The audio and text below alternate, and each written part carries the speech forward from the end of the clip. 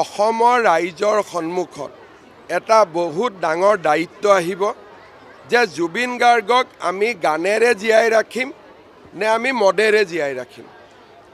এছাম উদণ্ড লৰাই বা এছাম উদণ্ড ব্যক্তিয়ে জুবিন গাৰ্গক মদেদি জীয়াই ৰাখিব বিচাৰে, কিন্তু অসমৰ 3,50,00,000 মানুহে জুবিন গাৰ্গক সৃষ্টি গান আৰু তেওঁৰ প্ৰতিভাৰ জৰিয়তে জীয়াই ৰাখিব খোজে।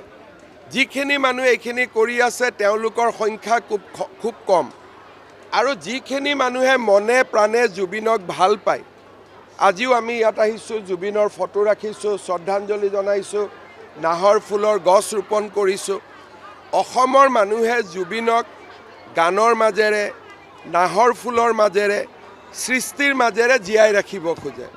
কিন্তু কিছুমান যুৱকে মই দেখা পাওঁ, কিছুমান ব্যক্তিক মই দেখা পাওঁ, তেওঁলোকে জুবিনৰ অন্য এটা পৰিচয় সমাজক দিব খোজে।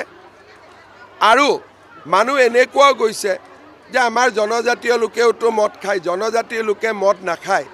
জনজাতি লোকে পৰম্পৰাগত পানীয় খায়, তাক মদ নুবুজায়, সাজক মদ নুবুজায়, ৰহিক মদ নুবুজায়। এইবিলাক কথা ক'ব নালাগে, কাৰণ মদ খাবৰ কাৰণে, দোকান খুলিবৰ কাৰণে পাৰ্মিশ্যন লাগে, সাজ খাবৰ কাৰণে পাৰ্মিশ্যন নালাগে, ৰহি খাবৰ কাৰণে পাৰ্মিশ্যন নালাগে, আপং খাবৰ কাৰণে পাৰ্মিশ্যন নালাগে। আজি জনজাতীয় যিখিনি আমাৰ থলুৱা পনীয় আছে, যাক আমি হেৰিটেজ ড্ৰিংক বুলি কওঁ, তাকো মদ বনাই দিছে। সেইটোতো মদ নহয়। জনজাতীয় লোকে যিখিনি ব্যৱহাৰ কৰে সেইখিনি হাজাৰ বছৰৰ পৰা ব্যৱহাৰ কৰে। হুইস্কি ব্যৱহাৰ নকৰে নহয়, ৰাম ব্যৱহাৰ নকৰে নহয়। গতিকে জনজাতীয় লোকৰ লাও পানী, লাওৰ পৰা পানী, এইটো মদ নহয় নহয়। সেইটো কোনে মদ বুলি ক'লে?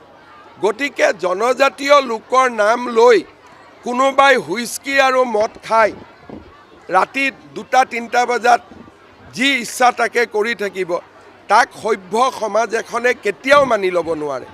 সেইকাৰণে মই সকলোকে অনুৰোধ কৰিম যে জুবিনক গানৰ মাজেৰে, নাহৰ ফুলৰ মাজেৰে, সৃষ্টিৰ মাজেৰে জীয়াই ৰখাৰ আমাৰ যিটো প্ৰয়াস, তাত আমি আগবাঢ়িব লাগে।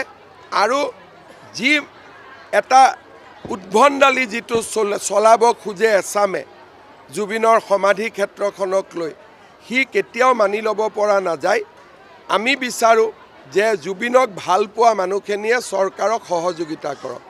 জুবিনক ভাল পোৱা মানুহখিনিয়ে নিজেই সিদ্ধান্ত লওক যে জুবিন ক্ষেত্ৰক আমি এটা মন্দিৰলৈ ৰূপান্তৰ কৰিব খোজোঁ, জুবিন ক্ষেত্ৰক আমি এখন তীৰ্থস্থানলৈ ৰূপান্তৰ কৰিব খোজোঁ। তেনেকুৱা সিদ্ধান্ত জুবিনক ভাল পোৱা মানুহখিনিয়ে ল'লে চৰকাৰে কিবা এটা কৰিবৰ কাৰণে চৰকাৰেও বল পাব।